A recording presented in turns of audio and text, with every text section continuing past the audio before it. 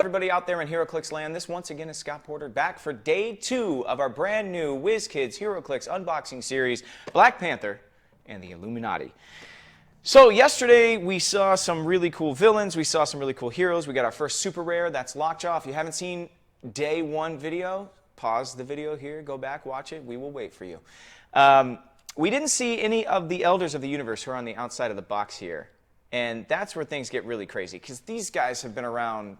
They're ancient, and they can't die. They tricked death into not accepting them if they were to pass away. They literally tricked death into not ever wanting to take them. That's how annoying these guys can be. So they live forever. I want to live forever. And they will do that. But because of that, they're just bored. And they get involved in all types of random things. A lot of them have had infinity gems over time. A lot of them have the cosmic cube, other huge things. They've battled Galactus, tried to kill him, disappeared in a black hole. Some of them never came back. You've got the Runner, you've got the Gardner, you've got just a ton, the Grandmaster. And they really have caused a lot of problems. So I'm excited to start seeing them. We saw some higher pointed figures yesterday. We saw cap out around 100, but averaging around 75 points per dial. So I can only imagine what they are going to be. I've also seen that a lot of these figures are going to be equipping some of these items here, you know, the Cosmic Cube, the Infinity Gauntlet, some of the gems here. Can't remember the green one. Is the green one the Mind Gem? I can't remember. Ugh, I'm the worst with those. Can't ever match them up. But there is some interesting stuff still to come, so I'm excited to see what we get today. And without further ado, let's open booster number 3 from this awesome new set. All right. Ooh! Got our first Elder. It was bound to happen. We got the Gardner here. Whoop! You can't really see his face because he's shooting. He's got that, you know, gem in the middle of his forehead. Oh, we got Sheree. Very, very cool. Black Panther and the Illuminati. So a lot of the Wakanda figures here. We've got black suit Elektra. Yesterday we got red suit Elektra. We've got another Dora Milaje Midnight Angel. That was a really good generic figure, so I don't mind having another one of those. And Captain Marvel, but this time not the Dark Avengers Captain Marvel. No, it is the actual Captain Marvel. All right, so let's see. I think the Dark Avengers Captain Marvel is Moonstone, right? Sometimes all this stuff gets completely bungled up in my head here. But we're going to pop these guys out. We're going to take a quick look at them. I can already see the Power Cosmic on the Gardner, but he's only 45 points from the looks of his dial. So much for expecting like big, beefy characters. I guess some of them are defeated easily. You just have to figure out what their kryptonite is, what their weakness is. I don't know. Can I say kryptonite in the middle of a Marvel video? I guess we're going to find out, guys. We already saw the Dora Milaje, so I'm going to set that one to the side. Let's take a look at this Captain Marvel here. It's in that red, gold, and blue suit. She's got that shorter haircut. Looking good.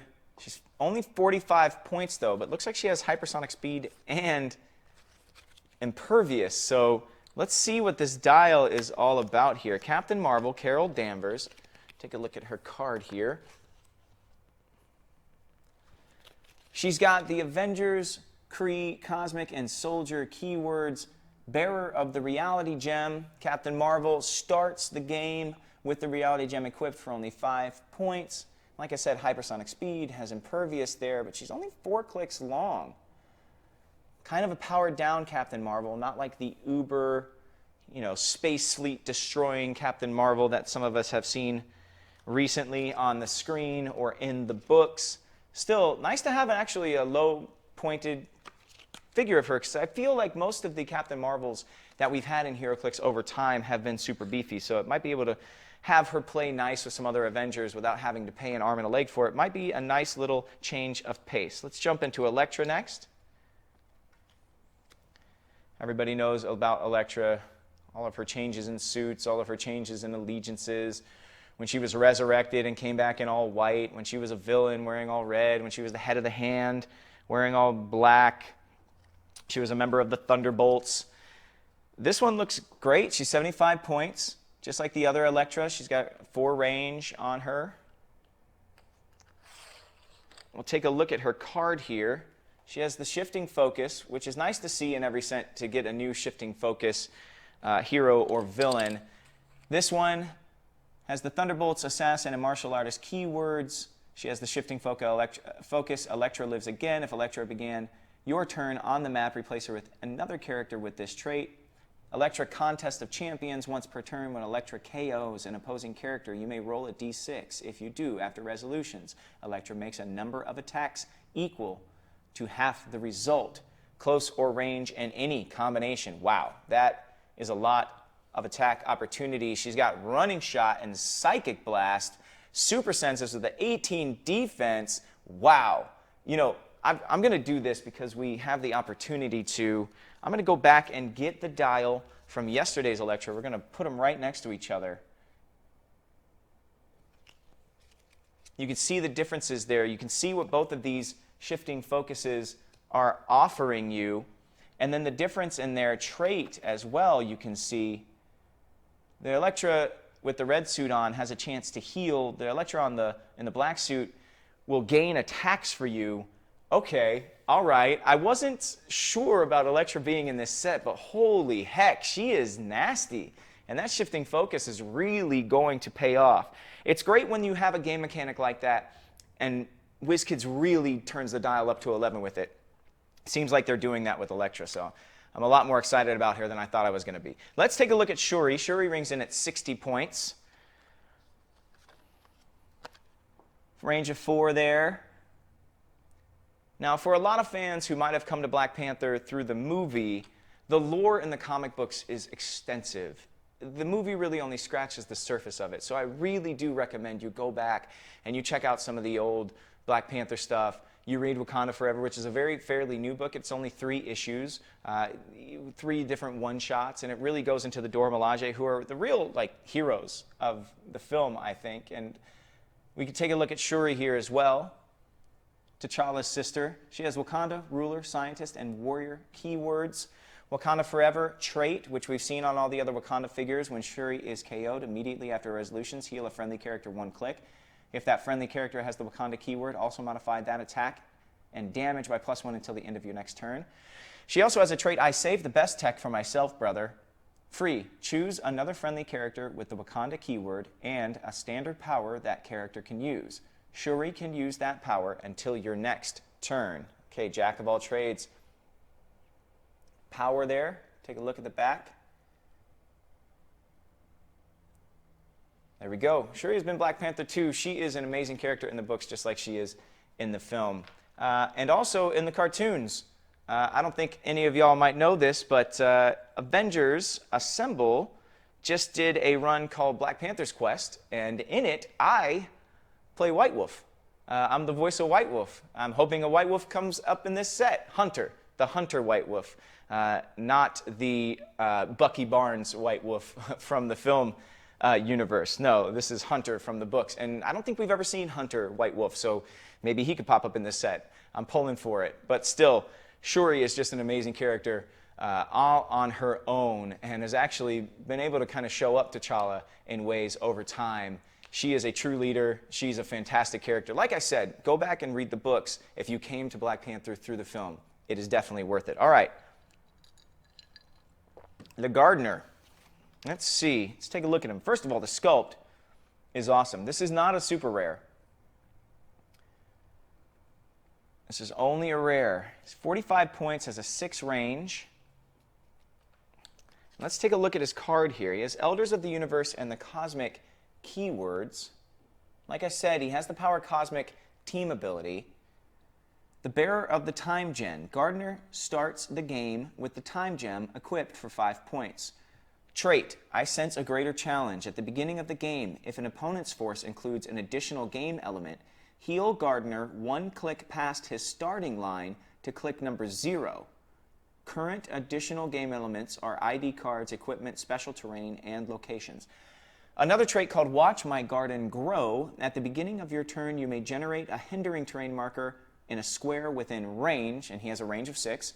And a special attack power, my plants have a calming effect, or the opposite if I desire. Smoke Cloud. Make a close attack targeting a character occupying a hindering marker generated by Gardner regardless of adjacency.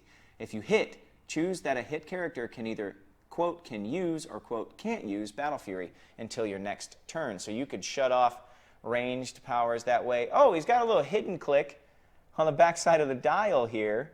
So they gain a 5th click if your opponent is using any of those items listed in that front trait. Game elements, ID cards, equipment, special terrain, and locations. Very cool. Okay, that's a nifty little trait. I'm guessing all the Elders of the Universe are going to have that.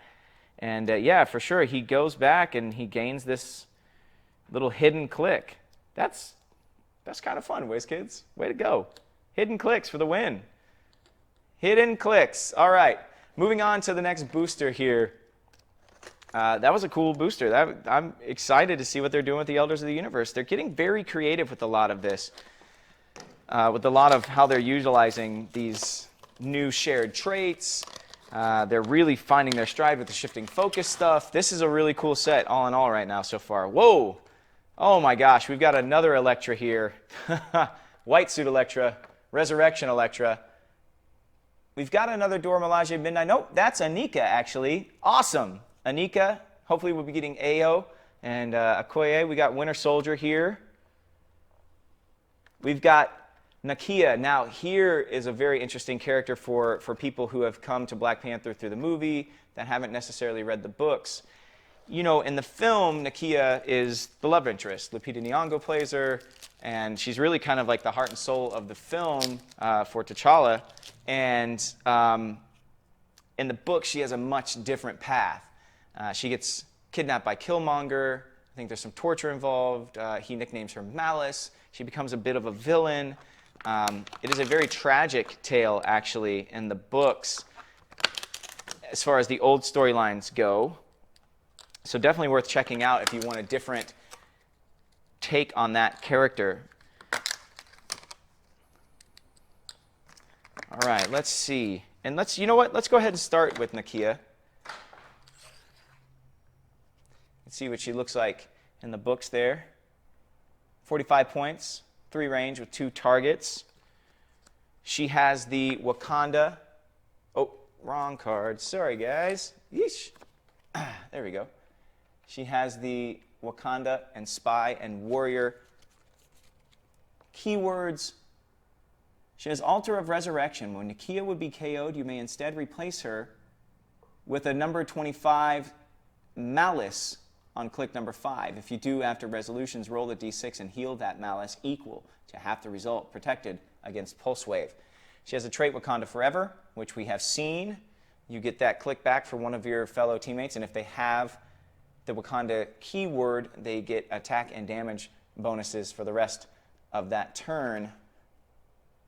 See on the back here, so definitely that Malice is coming into play, and we know that Malice will be in this set. So like I said, a much different take on that character than if you just came to her through the Marvel Cinematic Universe. Very interesting to see how that's all going to play out in Click's form. Let's see, we've got a generic here. AIM Red Squad. I think at some point there was AIM Red, White, and Blue. I think it was US Avengers. I can't remember exactly, but this is the AIM Red Squad generic.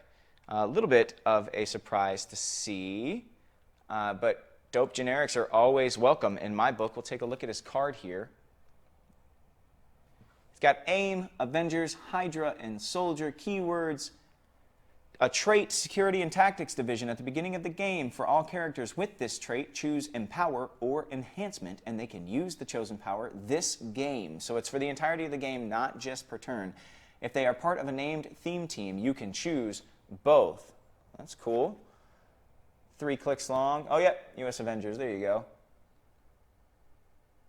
All right. Very easy. Easy peasy. Only 20 points, so definitely a great filler piece there. Let's take a look at the Winter Soldier next.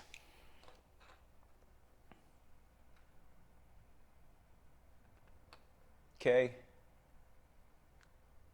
I think we're all familiar with him at this point. He comes in at 45 points. He's got 6 range. A little bit shorter of a range than I expected for Winter Soldier. He usually really utilizes Sniper, so he has a long range and then has some super strength and stuff for his cybernetic arm up close. take a look at his card here. We've got Hydra, Invaders, Assassin, Soldier, Spy, Keywords, a trait called Reprogramming. Adjacent opposing characters can use mind control, but only to target Winter Soldier. When they do, if their attack roll is 10 or higher and they hit, after resolutions, Winter Soldier is now friendly to that opponent's force. Oh, guys. Oof. I know a lot of you enjoy these game mechanics, and I am on record as saying, man, it's just too risky for me. I'm just not brave enough. Tell me in the comment section, would you use this guy with this dial? Is it worth it to you to have a figure that could be brainwashed mid-game and start working against you? I would lean to not do it. It is an incredibly fun game mechanic for friendly games, but if you're playing in any type of tournament at a venue, man, it's just too risky for me. But let me know down below if you agree or disagree, and if you love that dial or not. Let's move into this Elektra next. White suit Elektra, 75 points, 0 range on this one. Stealth, Blades, Claws, Fangs, Willpower, and Leadership on that first click. And we'll take a look at her card, see how it stacks up to the other ones. We saw both of the other ones earlier, so we'll just take a look at her card now. She has Defenders, Heroes for Hire, Marvel Knights, Martial Artist, Keywords, Shifting Focus. Elektra lives again. If Elektra begins your turn on the map, replace her with another character with this trait. Also has Elektra, the Chaste, Sideline Active. If this character is on your sideline for her Shifting Focus trait, when friendly character number 3 or Black Panther and the Illuminati set number 20 would be KO'd by an opposing character's attack, you may remove that character from the map instead. She isn't scored. And if you do, after resolutions, you may place Elektra from your sideline in that square on click number 5, and Elektra can't use her Shifting Focus trait this game. So you go ahead and let one of your Elektras get KO'd, but if you have her on the sideline, you get that resurrected Elektra situation going on. Man, I am really impressed with all of the Shifting Focus stuff for Elektra. This is the shining star of the set for me so far. You have 2 just brutal dials that you can switch back and forth from. You can let one of them actually get KO'd on the field, and then you get a shot at getting her back on. And oh, by the way, she can definitely regenerate some clicks on that dial as well. She can no longer use Shifting Focus, but, I mean, saving your character from certain demise and getting a free shot at some regeneration, woo! That is worth it to me. All right, I saved Nakia for last. It is Black Panther and the Illuminati, after all, so I want to take a better look at some of these Wakanda characters, the named ones. You can see she looks just like the other Midnight Angels, except for she's got the hood there on the back. And let's see, really amazing story, relationship story between Nakia and Ao, and you really get to see the intimacy of warriors. I don't know if there's a better way for me to phrase that, but man, you can see how much passion and care and love in this amazing relationship between these 2 characters, even though they are just brutal warriors, but they have each other's backs in such a big way. And it's really great to read. Nakia has Wakanda and Warrior keywords. She has the Wakanda Forever trait, which we've seen. She has Stolen Prototype Midnight Angel Armor, Defend, and Toughness. Now, the reason they have this stolen prototype armor is because Dr. Doom steals all the vibranium and it sets up all these traps that detect vibranium, and Wakanda uses all the vibranium, so they have this new non-vibranium suit that allows them to do some crazy stuff. I'm really excited to see what the other named characters in Black Panther can do, and that is it for today. 2 different boosters. You know what I think we're going to do? I think we're actually going to take just a quick closer look at this. I don't know if we can... You can see those Black Panther dice there.